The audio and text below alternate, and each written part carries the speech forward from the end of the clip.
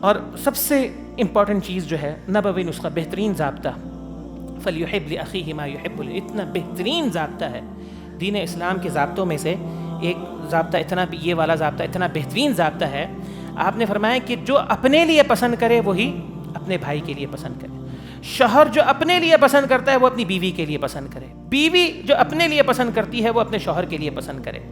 Joint family system ہے نا، یہ ہمارے ہاں جو جوائنٹ فیملی سسٹم ہو یا نہ ہو، دونوں اپنے سسرال کے تعلق سے، یعنی اگر مرد اپنی ماں کے تعلق سے یہ پسند کرتا ہے کہ اس کی بیوی کا بیہیویئر یہ ہونا چاہیے، تو وہ بیوی کی ماں کے تعلق سے بھی وہی سوچ رکھے. آ رہی ہے بات سمجھ میں؟ اگر وہ اپنے باپ کے تعلق سے چاہتا ہے تو پھر وہ بیوی کے باپ کے تعلق سے بھی، اگر وہ اپنے بہن بھائیوں کے تعلق سے بیوی کے حوالے سے چاہتا ہے کہ اس کا بیہیویئر یہ ہونا چاہیے، تو اس کے گھر والوں کے تعلق سے بھی یہی ہونا چاہیے.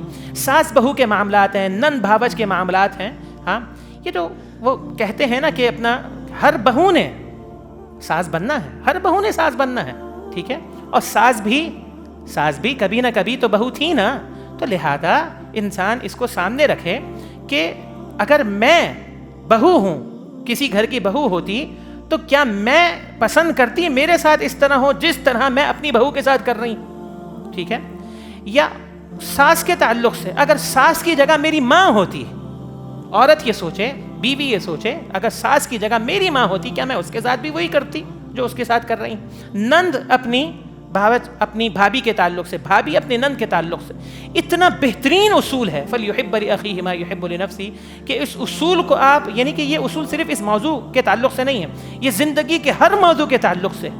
اسلام کی بنیاد جن اصولوں پر قائم ہے، یعنی فلاحی معاشرے کی بنیاد جن اصولوں پر قائم ہے، ان میں ایک اہم ترین اصول یہ ہے فَلْيُحِبْ لِأَخِيهِ مَا يُحِبُّ لِنَفْسِهِ. ہر شخص دوسرے کے تعلق سے بھی وہی پسند کرے جو وہ اپنے تعلق سے پسند کرتا ہے. تو بہت سارے مسائل جو ہیں وہ حل ہو جاتے ہیں اگر ہم اس اصول کو اپناتے ہیں.